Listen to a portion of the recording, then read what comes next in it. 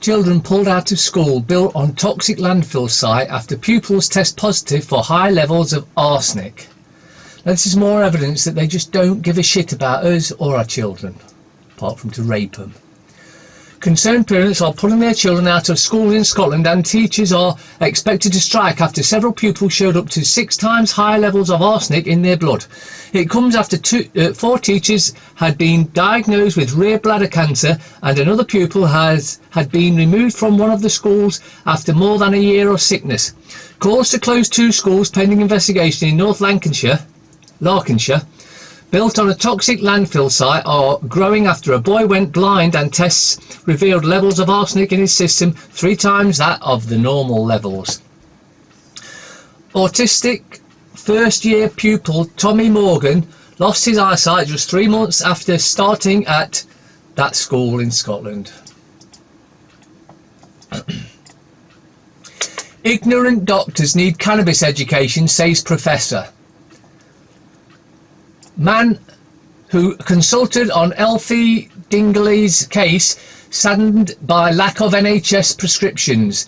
Getting doctors to prescribe medical cannabis is a problem, according to one UK medical expert. Honorary Professor of Neurology at the University of Newcastle, Mike Barnes, says education is needed in the field if the profession is to make use of the country's liberal laws. Professor Barnes, who addressed Tynewald members yesterday, 26th of March, told the island's politicians that around 80% of doctors are for the medicinal use of drug in theory. However, in practice, he says, they won't prescribe it because they simply aren't confident enough. The law in the UK is really quite liberal. Any specialist doctor can prescribe cannabis for any condition, which is probably the most liberal in Europe. The problem is getting the doctors to prescribe it. For some it's a morality question. They just don't agree with cannabis being legal and just won't prescribe it. But actually, that's quite unusual.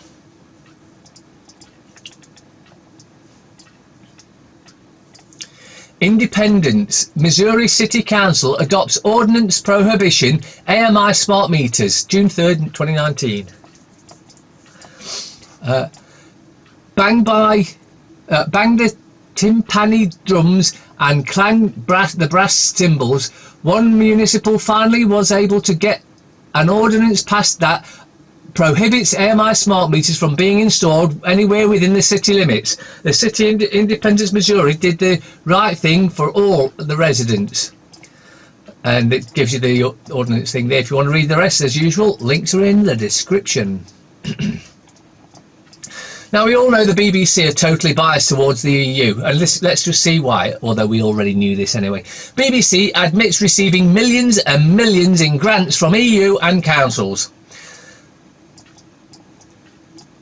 The news prompted MPs to raise questions about the BBC's impartiality when its journalists report on events in the EU. The BBC admitted in a letter to a Tory MP that it has received nearly 3 million in grant money from the European Union over the past 4 years. And how much has it received before that? They're not saying. Other grants totalling 16 million came from local authorities across the UK. So the councils are giving the BBC money, but they're cutting services. The money was spent on research and development projects. Yeah, bullshit. The broadcaster also disclosed that its commercial arm, BBC Worldwide, borrowed over 141 million from the European Investment Bank since 2003. Why would they need to borrow anything? The thieving, robbing, biased... Well, you know what they are. Nurse makes heartfelt apology after Atos forced her to trick disabled people out of benefits. A nurse has revealed how her own life was ruined after under fire benefits firm Atos forced her to trick disabled people out of cash. Joyce Drummond's medical training meant she knew claimants were unfit to work, but she was told to mark people as fit if they could write or show up for an interview properly dressed. Eventually, Joyce was carpeted by bosses for being too nice to claimants.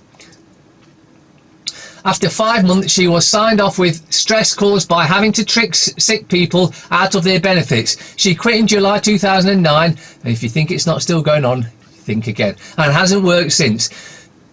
Joyce said candidates are making marked down if they look well presented, with neat hair and makeup, turn up with a toddler, could sign the application form. Public fury is growing against Atos, who have assessed thousands of people with terminal illness as fit for work, and thousands with genuine chronic conditions have been dragged out over the coals repeatedly by their inquisitors. It's another inquisition, isn't it? A no-string basic income. If it works for the royal family, it can work for us all. A living wage for all of us, whether we are in work or not, could replace the economy and create a generation of entrepreneurs. My first response to the notion of a universal basic income was, well, really? That is never going to happen. I mean, it's completely unaffordable. Yeah, I mean, it would be politically suicide for any progressive party suggesting it. And then I may have started to froth at the mouth slightly and ask if it would be paid to refugees. Yet this year we'll see a UBI paid to residents of Utrecht and 19 other Dutch municipalities. Everyone who will get about 150 a week, whether working or not. It's a damn good idea, but of course still be open to abuse from the corrupt, thieving, elite bastards. Journalists and whistleblowers will go to jail under new national security laws. Right, let's cut straight to the chase there. This is about a dictatorship and them not wanting you to say out what's going on. Nothing else about any anti-security or anything like that, because whenever they use the word security, they mean their security to our detriment. There was no concerted campaign, no unified push by the media to stop this bill, which dramatically expands the powers of intelligence agencies while creating new offences for disclosing information about their operations. Journalists will be jailed. It might take a year or two, or even longer, but journalists and whistleblowers will face prison as a result of the first tranche of national security legislation that was passed in the Senate late on Thursday. And it's nothing to do with security. It's all about them stopping anyone explaining or telling what's really going on. You might be eating cancer bread soaked with glyphosate, weed killer. Glyphosate, a toxic chemical found in popular weed killer Roundup, is classed by the World Health Organization as a probable carcinogen. Roundup is commonly used across America in gardens, public paths and agriculture, but studies have found that one of its ingredients, glyphosate, is dangerous to human health. According to EcoWatch, glyphosate has been found to be toxic to human cells and associate with numerous diseases and health problems, from Alzheimer's disease to birth defects and a range of cancers. Yet despite concerns over exposure to this chemical and studies revealing that glyphosate is present in food and even water, glyphosate is one often sprayed on crops just before they're harvested. What is glyphosate? Glyphosate is a herbicide that is sprayed on crops to reduce the number of undesirable weeds that grow in agricultural fields, as stated by the National Pesticide Information Centre. It is non-selective, meaning it is toxic to most plants and to humans. Mirror, Parasite, our next PM, what a joke. Clueless Tory contenders unable to answer the big questions in debate shambles. This is just, I didn't watch it, but I've heard about it, and there's 5 of them that so far up their own arse. You don't want any of them. They're all useless. They're all liars. That's why they make such good politicians. The Guardian. Johnson defensive and evasive, but remains favourite for number 10. Frontrunner comes under pressure over issues including tax cuts and Islamophobia.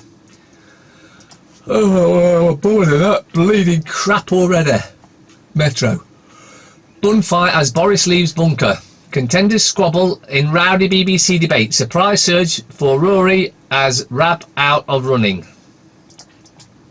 None of them are fit for purpose. Not a single one of them. He's one of the biggest... That thing in the middle, the cokehead. Johnson, the cokehead. Javid, just a wanker. And that twat. Unfair, it's I, if I've not already said. Unfair of the Mothers of Parliament, MPs seek legal action. Tory rivals can't knock Johnson off his perch.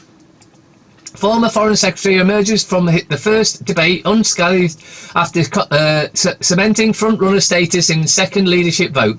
Johnson softened the stance on Brexit and tax cuts during ill-tempered and chaotic encounter with Gove, Javid and Stewart. Rab knocked out of contest with race for second place wide open.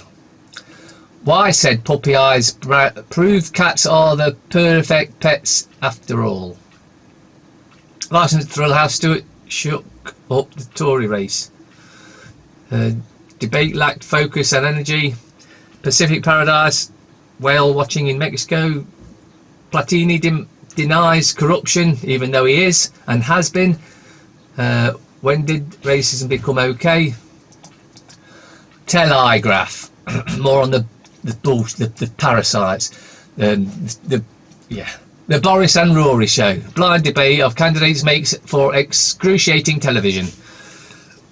Maths A level replaced after cheating inquiry. The revolutionary drugs for cancer patients. No, we don't want none. We've got cures. Facebook Bitcoin rival faces bank security. Scrutiny.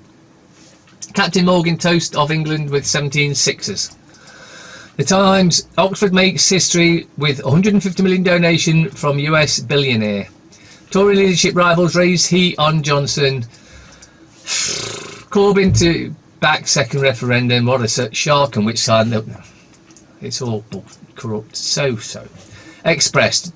John Lennon on the scene, secret behind it. Yeah. Front runners Boris survives chaotic TV debate but warns it's Brexit or catastrophe. No clear winner in BBC show. Johnson picks team to take power. The Scum. Cancer drugs boost for NHS. Frilly James. Exclusive widow critical. Will and Kate convoy hits OAP. Bike cop knocks down Irene 83. Parasitical bastards. Daily fail. Was Rory vining to be PM or running in a Pilates class? Grandma 883 hit by Wills and Kate convoy. Why have they got a convoy? Because they're a pair of parasites, that's why. Victim seriously ill in hospital. Shocked royal couple sent flowers after motorcycle incident. Yeah, like they give a shit. All you need is love. Waste of paper. What's the Tory morning glory? Lucy a loser in love. Kyle Coward. Star dodgers MPs grilling over show suicide. How about the DWP being drugged over the 120,000 plus people they've murdered? FT. College funds, 150 million gift in Oxford. Woodford fund breaches raised regularity red flags in early 2018. Facebook digital currency plan sparks G7 scrutiny of risk of financial system. Financial system, the most corrupt financial system in the world, of course. And I think that's about everything for today. See you tomorrow.